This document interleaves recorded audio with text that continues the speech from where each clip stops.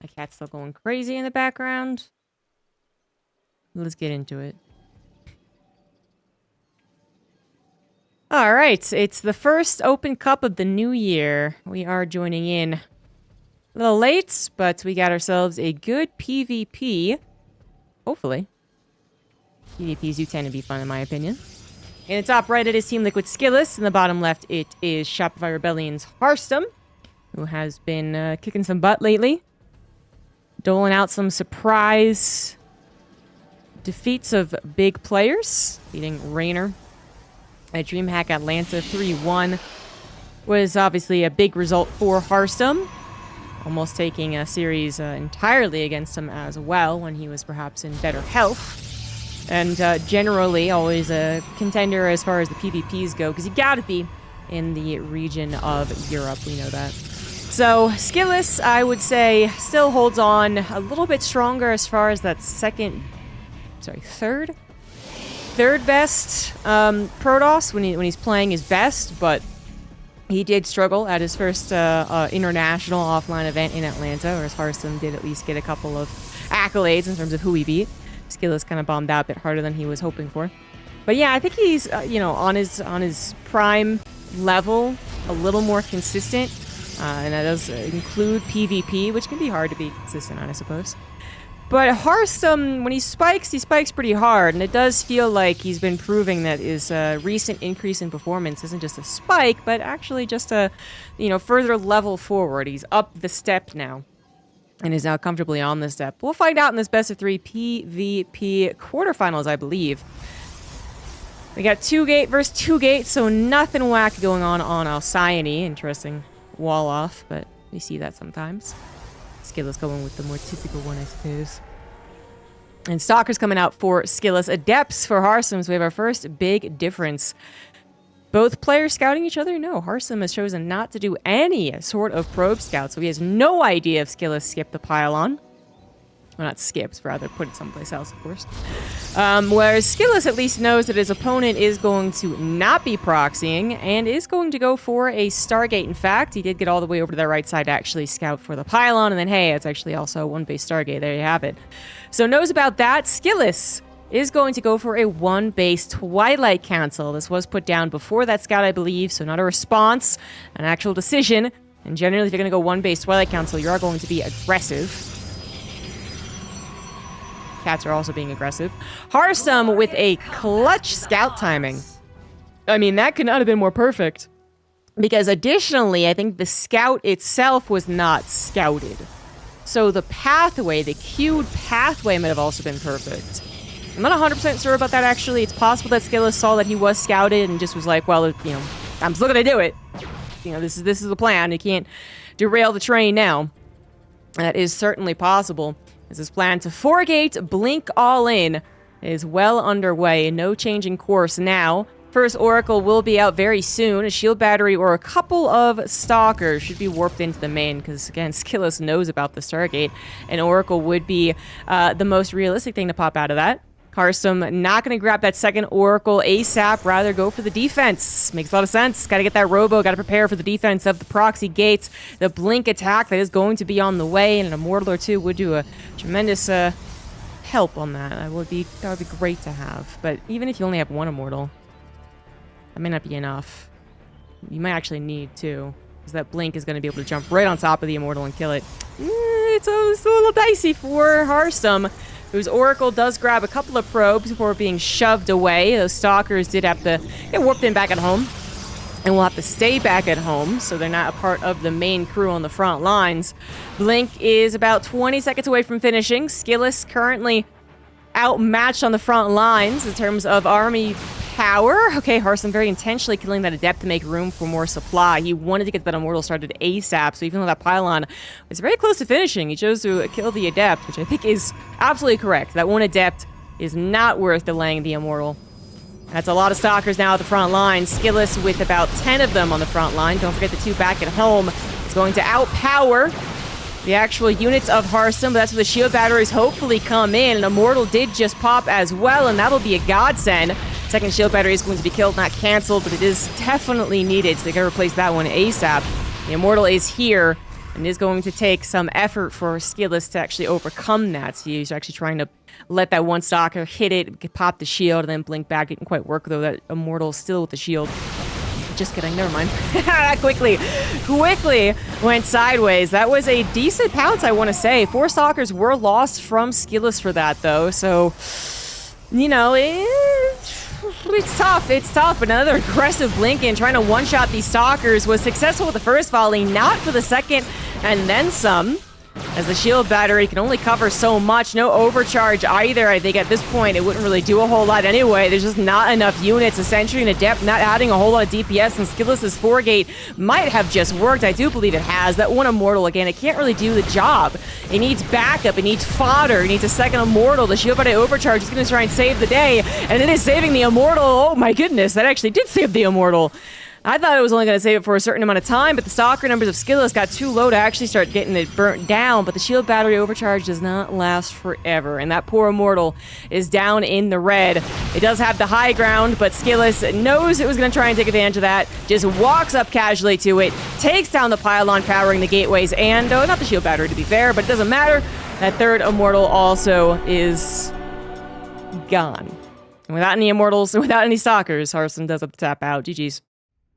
SKillous going for the Twilight Council again. I don't believe is a no, there's no way it was a response to the Stargate. I was trying to think if maybe there was something you saw on the production of the gateway in the warp gate, but I don't think so. I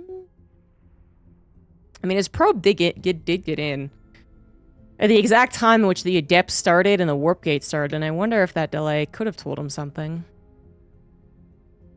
I'm just hypothesizing here because I do believe that that is a very strong response. Someone who opens up with a Stargate. I mean, what do? Just not use the Stargate at all? Do they cancel it? Well, no, they don't. They never cancel it because they don't know what you're doing quite yet. Although the scout and the proxy pylon was rather quick, I do believe it was still happening when the Oracle was being made. The Stargate obviously already hadn't completed, so you don't cancel the Stargate, that's for sure. Maybe you cancel the Oracle once you realize you're being all-in. But then he actually wasn't 100% sure that he was being all-in until he saw the proxy gate as well. I mean, a single proxy pylon, while at that timing and in that position is awfully suspicious, that usually points to an all-in.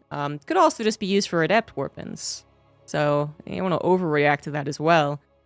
You overreact to someone who's not even going to use it and they're like, getting a nexus behind it. Suddenly you have a very slow army with no harassment potential because the Immortals don't really add to a game like that. It's tough. It's tough. But if SKillous did do that, believing that Harstem was going to go for a Stargate opener just as far as them knowing each other, that was a very good call. If he went for it just because he wanted to be aggressive, also very fair in PvP. Doesn't have to necessarily be a response to anything. And the execution on it still is paramount, and he did it well. So, now we're into game number 2 on Golden Ore. Bottom right, Harstem. Top left, SKillous. Both going for that high ground 2-gate once again.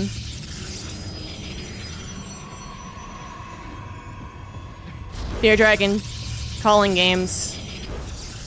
As good as ever. Thank you for the 108 months. I think Harstem has this game. Nailed it. I also was wondering about the overcharge. There's a couple of things I would have wanted to go back and actually looked at with the magnifying glass, but can't do that in the midst of an open cup. But I wonder why he didn't use the overcharge with his stalkers. But I guess either he didn't have the energy at that exact time, because I clicked on the Nexus and maybe it was like just at 50, I don't know. Or, I just realized this email. Or he was thinking the Immortal's almost here, the Immortal's almost here, the Immortal's almost here. And he really wanted to save the overcharge for the Immortal. Which I think is fair, and I think all of us can experience that moment in which it's the 4-second rally between your main base and your natural that ends up killing you. But that overcharge would have saved a few extra stalkers, as they were not being one-shot after the initial volley that blinked in aggressively after he killed the first Immortal and was trying to actually get the killing blow. I don't know, but I will say that Harstem probably going to be a little more suspicious of an attack earlier on, because I do wonder if he had known for a fact, if his probe had scouted that one base Twilight Council, and the lack of Nexus eventually as well, would he have canceled that Oracle and gone for an Immortal instead, or a faster Robo into the Immortal, right? Because the Oracle does not add very much. The 2 Stalkers being left at home, as we could see in that game, was not enough to stop the attack from still being very, very menacing. Harstem with that unique opener that actually usually SKillous does, funnily enough, which is the Adept Stalker opener. I actually think this is very much a SKillous thing, not anyone else. Because it's kind of the question mark one. I know Roddy's talked about it and he still doesn't really like it. In general for PvP, it's like double Stalker, double Adept, Sentry Stalker, certainly. And then Adept Stalker or like Adept Sentry are like the weird ones. You kind of get some defensive posturing with a single Stalker, and you kind of get some scouting with a single Adept. It's like, but it's splitting the power, I suppose. You know, like there's a chance the Adept does get it. Well, this guy actually is going to get a scout and in the main base, so that was ideal. But then there's also a chance that one Stalker is enough to ward away whatever they're sending across the map. But then there's also the opposite chance. There's the other side of things, which is one Adept gets found by 2 Stalkers here, and then the 2 Stalkers are pairing with another 2 Stalkers, and then 1 Stalker back at home is hardly enough, especially with only sentries backing it up. Very non-computational units, you know? Anyway, delving far too much into the openings, as we do have them now done and dusted, as they say, as Kalara says. SKillous has chosen once again to go for an all-in. He is going for a 3-gate Robo. Harstem, though, this game knew about it. He actually knew about it thanks to a probe scout, and then the Adept got in and literally saw what type of attack it was. It saw the Robo, so this is the most information at the fastest possible time, I would say, that you can get. And that also means he doesn't have to use a hallucination to get this information, which would have been a little bit later, but then also would have cost him that energy that might go into a Guardian Shield or a Force Field, and that is actually very important here. 1 Force Field can make or break the defense if that pops the Immortal forward out of the range of the Warp Prism, you know? Harstem trying to get his own Immortal. It is not yet here. He does have a shield battery on the low ground, trying to get one on the main as well. Good block with a 7X core against those Adepts too, but now it also blocks the Immortal from joining in with the army. There we go. Realizes it. Shield Body Overcharge also does get popped. We have SKillous microing with his Warp Prism, trying to overpower the defensive setup of Harstem. A couple of Force Fields from our boy in blue also helping out, keeping that Immortal away from the actual fight. This is a surprisingly long battle, but keep in mind how many Adepts are in here and how many Force Fields came down. And finally, as everything is allowed to be unleashed, we do have more units for SKillous. Not the most impressive units, but there are more of them. And the Adepts do get into the main as well. They're not going to choose to go for the Shade, instead making sure the Immortal dies. And unfortunately, with that Immortal dying, it does look like Harstem is going to get a little bit bebopped here. 2-0 on the horizon, as SKillous overpowers the Shopify Rebellion Protoss with a couple of all-ins. GG.